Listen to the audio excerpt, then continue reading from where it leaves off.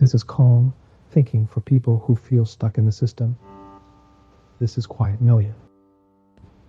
The only asset they can't print more of. You feel it in the mornings, not the alarm, not the inbox. Something underneath those things, the sense that the day is already behind before it starts, that the week disappeared again, and that you've been working hard for years and still feel like you're losing ground. Not just financially, but in some larger way that's harder to name. That feeling is real, and it isn't laziness or disorganization or some productivity problem. It's what happens when you've been spending the wrong currency. Here's something measurable. The average American worker spends roughly 90,000 hours at work over the course of a lifetime. That's about 10 full years of waking hours. What does that work actually produce? For most people, a house with a 30-year mortgage, a retirement account that outpaces inflation in good decades and doesn't in bad ones, and a schedule that never quite opens up the way they planned. Meanwhile, the conversation about wealth almost always circles back to money. Save more. Invest earlier. Find a higher yield. Maximize the account. But there's a question almost no financial system ever asks. What did that cost you in time? Not as some abstract trade-off, as a real accounting. Because money, when it's lost, can be rebuilt. A dollar saved compounds. A business can recover. Debt can be paid off. Time doesn't work that way. There's a verse in James that puts it plainly. What is your life? You are a mist that appears for a little while and then vanishes. It's not pessimism. It's just true.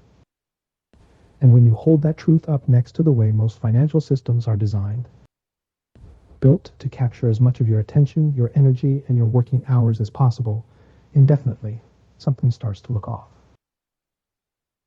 Think about how debt actually works. When you're carrying 20% interest on a credit card, you're not just paying interest.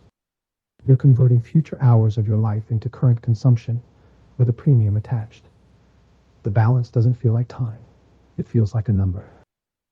But the hours it takes to earn it back are real. A mortgage works the same way. A $400,000 home at 7% interest over 30 years ends up costing closer to $960,000 by the time it's paid off. That extra $560,000 isn't money pulled from thin air. It's work. It's decades of time pre-sold. The system doesn't exactly hide this, but it doesn't make you feel it either. The numbers show up in dollars, not in years. That's not a design flaw. That's the design. Moses understood this problem long before anyone had a mortgage. There's a line in Psalm 90 that says, "Teach us to number our days, that we may gain a heart of wisdom." Numbering your days isn't an exercise in morbidity. It's a recalibration. When you understand that the supply is fixed and it doesn't renew, you start asking different questions. Not, how do I earn more? What is this earning me in time? That shift changes everything about how you evaluate a financial decision. Wealth, as most institutions define it, is measured in dollars. Net worth, assets under management, annual income. But that definition has a problem. It was designed by systems whose incentive is to keep you working, borrowing, and spending, not to help you accumulate time freedom. A bank doesn't make money when you pay off your mortgage early. A broker doesn't profit when you step back from the market. The entire architecture of consumer finance is calibrated to extend your financial dependency, not shorten it. Jesus addressed this directly. Not really as financial advice, but as something more fundamental about where we store value. There's a line in Matthew that says, "Where your treasure is, there your heart will be also." Most people read that as a spiritual instruction, and it is. But there's a practical mechanism in there too. Earthly treasure is fragile. Markets correct. Currencies inflate. Companies fail. The institutions managing your wealth have their own interests, and those interests don't always line up with yours. The language of finance assumes that more money creates more freedom. Sometimes it does, but freedom isn't measured in dollars. It's measured in your ability to direct your own days. The question isn't how much value you're producing. The question is whether you're gaining control over your time or surrendering more of it. Your time is being spent. The only question is whether you're the one spending it or whether the system is spending it for you. So what does it actually look like to buy your time back? Not as an abstract value, but as something real and measurable. A few exits worth understanding. First, debt. Every dollar of high-interest consumer debt you're carrying is pre-sold future time. Treating that debt as the first wealth priority, ahead of the investment account, ahead of the side project, is one of the fastest ways to start reclaiming hours. This isn't conventional financial advice. It's basic time accounting. At 25% interest, every $1,000 in debt requires roughly $1,250 of earned income after taxes just to extinguish it. The math isn't neutral. Second, ownership versus income. The financial system rewards income, but income requires your ongoing time.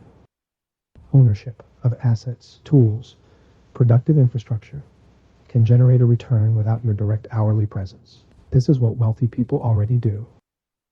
They borrow against stocks, real estate, and capital reserves, using their assets as collateral instead of converting more hours into cash. The asset keeps working, their time stays free.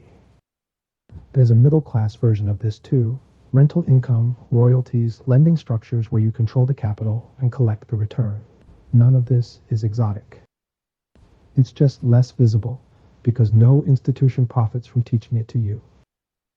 The paycheck stops the moment you do. The goal is to build something that doesn't need your presence to keep going.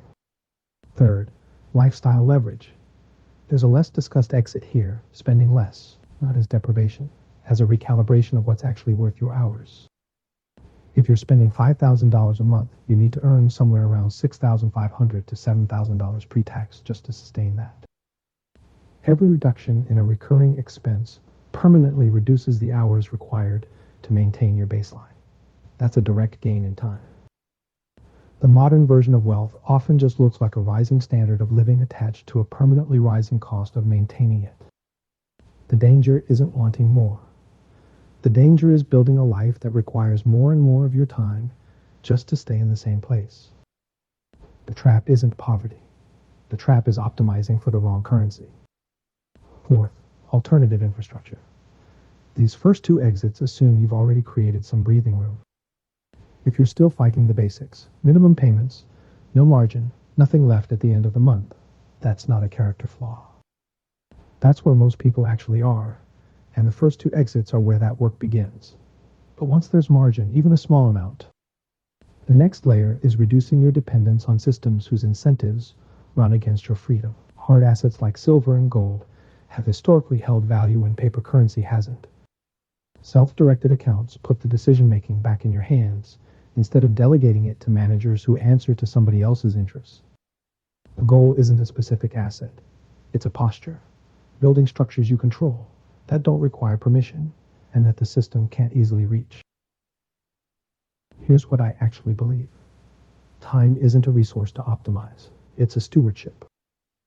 Every day is given, not earned, not guaranteed. And that changes the weight of the question. Because if time isn't ultimately mine, then the way I spend it isn't just a financial decision. It's something closer to a moral one. That's the lens my faith puts on all of this. Not as pressure, as clarity. Debt isn't just expensive. It's pre-sold days I didn't get to choose. Work I can't step back from isn't just inconvenient. It's hours that belong somewhere else. The strategies here still work whether you share that belief or not. The math is the same either way. But for me, the urgency isn't really about building wealth. It's about getting time back because I don't think I was given it just to hand it over to a system that doesn't know my name. You don't need to restructure everything at once. But if you want to start thinking about time this way, here's one honest exercise. Write down your monthly expenses. For each line item, calculate how many hours of your working time it requires to sustain. Not dollars, hours. Here's what that looks like in practice. If you earn $50 an hour after taxes, a $1,000 monthly car payment isn't just a bill. It's 20 hours of your life, every single month. Half a work week spent just to provide the vehicle that takes you to work. Then ask yourself honestly whether that's the trade you'd actually choose to make. Most people have never done this kind of accounting. Most financial systems don't encourage it, but it might be one of the more clarifying things you do with a single afternoon. There's a prayer in Psalm 39 that asks, "Show me, Lord, my life's end and the number of my days. Let me know how fleeting my life is." That prayer isn't asking for bad news. It's asking for clear sight. And clear sight is where it starts, not with a strategy, with an honest accounting of where your hours are actually going and whether that's the life you meant to build. The morning feeling that started all this doesn't go away on its own, but it does change once you start asking the right question. Not, how do I earn more? What is this actually costing me in time? If you want to follow this as it develops, you can find it at quietmillion.com. No urgency, just the next observation when it's ready.